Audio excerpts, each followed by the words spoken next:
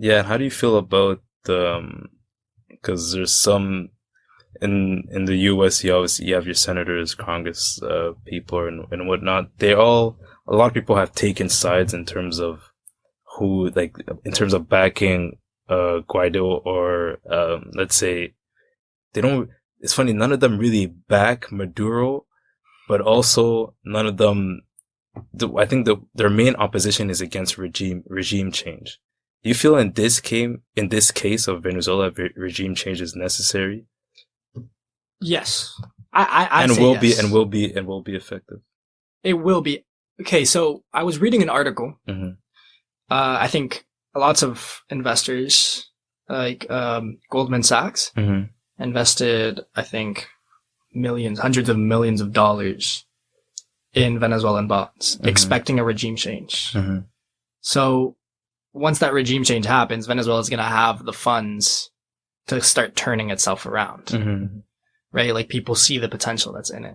Mm-hmm. With a regime change, we can definitely turn around the economy. Mm-hmm. Culture and all that's going to come afterwards. Mm-hmm. But with how stubborn the regime is being right now, and how much harm they're doing to their citizens, I don't think it can continue going. I think it's really on the verge of a civil war. The only reason it hasn't happened is because the civilians don't have arms. Like, they don't. Why don't they have arms? Is it because of they can't get arms, or is it because there's a they can't law? get any? Right? They don't even have money for food. Yeah. Right? But they don't. There isn't any. I don't think there's any law against it, because my dad had a gun back in Venezuela for protection, but I just don't think they have the money for it, and the access just isn't there either. Mm-hmm. Right? So, they're facing these like SWAT type guys, hitting them with whatever they got. Mm-hmm. And, the public is literally, I'm not joking, shitting into jars, lighting it on fire and throwing it at the police. That's the weapons they have. That and fireworks. Dang. So, like, once it gets to that point in protests where you can't protest peacefully and you're being hurt when you do, there's an issue. There's no way that any legitimate regime would hurt their own citizens like that. Once you get to that point, you know that that's not a government that you want to have.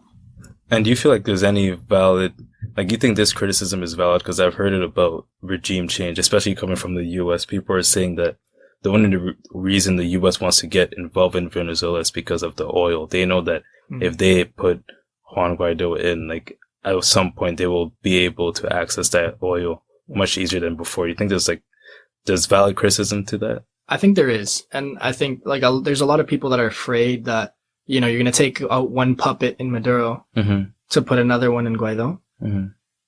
It would be kind of sad, right? Because, like, then the U.S. comes in and they'll steal a lot of resources as well. And no Venezuelan wants that.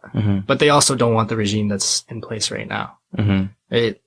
The point where we're sitting at is like, it's a crossroads. We're really between a rock and a hard place. They would prefer a regime change, even if it would mean that, because it's better than nothing, which is what we have right now.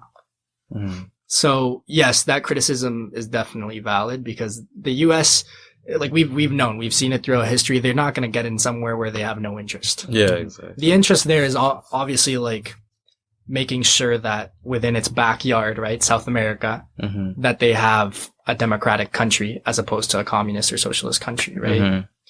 But at the same time, it's that economic incentive. interest, right? The economic incentive. Yeah. On the regime change, I think the important question is whether that, I don't know how people feel, but whether people support an external, like, an force, an external agent coming in, so having perhaps the U.S. or whoever is supporting Guaido help in kicking out Maduro, or if that should be a result from the people, like, who are already in the country, so the regime change being brought about by Venezuelans themselves. So I think that's probably the biggest question you hear from, concern you hear from the, let's say, the Democratic congressmen and women or senators in the U.S.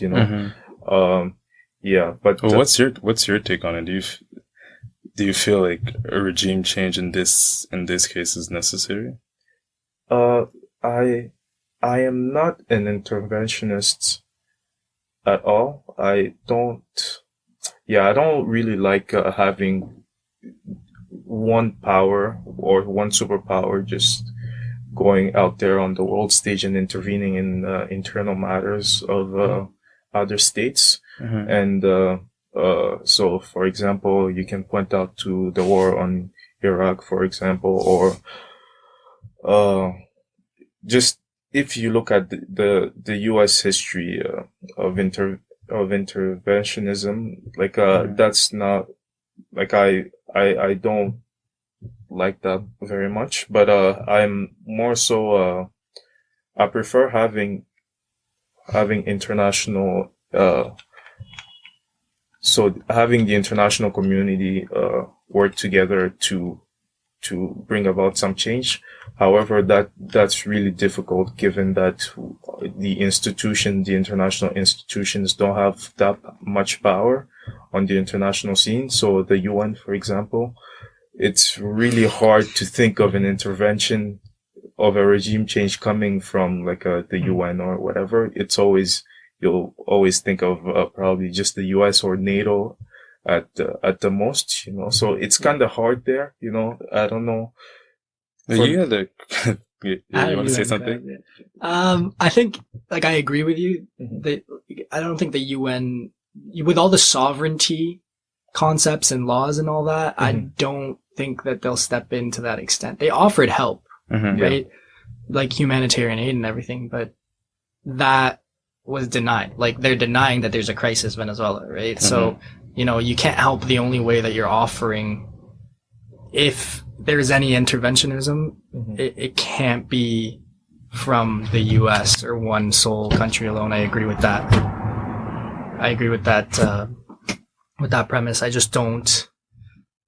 I wish the UN would step in as a whole. Yeah. That way, it's not just one nation being self-interested, but it's instead like a global good, you know, that's being like kind of projected onto Venezuela and saying like not even like stepping in with armed forces, right, and just saying like, you know, either change this regime or we're gonna help arm the citizens. Because I like, when it comes down to it, does anybody want a war? No. I don't think so. Like, I think a civil war would be terrible. Like, even right now where Venezuela's at, like, that would send it like over the brink. But I think the citizens need that like strength and that like pride in taking back what's theirs, as opposed to someone else coming in and doing it for them. It wouldn't have the same meaning. You know, if you fought hard for something, you'll never want to let go of it. And I think Venezuela through this has learned a big lesson in the types of leaders that they put in power. Yeah. And just on like the UN thing, it's given how our international institutions are right now at this moment, you know, and the disparity of power that you have from like the Security Council, for example, you know, how it's arranged. Yeah. It's hard to resolve matters like this. And the other thing too is that if you just look at the geopolitics of it, you have Russia and China to some extent backing Maduro. Yeah. You know, so, and you have the US and I presume the EU and, you know, on the other side. So just the geopolitics of it doesn't allow for an international institution to step in and like perhaps bring in change. Is because it hasn't worked well there. And I just wanted to get your take on socialism and how it works in our society today. So obviously on paper it looks amazing. I think like the one thing I should say is that it wasn't just socialism. It was cronyism. It was all that corruption. It was mismanagement more than anything. Cause like if you look at socialist aspects, right, of certain countries like Canada, right, we have our free healthcare, even like subsidization of education and all that. Like it works, right? Like we haven't tanked. And there's a lot of good aspects of socialism that you can apply to your market, but if you do like a total like regime change like they had, I think that's when it really starts affecting it poorly. You know, with the nationalization of oil in Venezuela, right? Like all the other companies were seen as illegitimate. They were done. So you have a monopoly of the market, right? The oil market is always going to fluctuate, right? So they thought that only by nationalizing oil, which is where the majority of our money was coming from, that the country would stay afloat, right? But like I said, the market is going to go up, it's going to go down. It's never constant. So when I was doing my my comparison analysis with Norway, I know it's not the easiest thing, right? Because it's completely different climates and everything. But what I found was that they put their funds into like this. It's like this international safe for like oil rich countries. Right? They put it in there and then they wait until they have a recession. They bring that money back out to help their funds, right? They didn't do that. They also didn't diversify their means of production, right? So Norway put a lot into green energy, right? With hydro and also with fisheries. So there was definitely like in socializing Venezuela, it blocked too many paths for growth, which was being seen, you know, like Venezuela was a beautiful country before all that stuff happened, right? But like the socialization just kind of deterred that growth in that sense. Because once the government, once that one person is saying, this is what we're going to do, this is the only thing we're going to do, there's no one else to stand up and like, you know, bring the country a different way.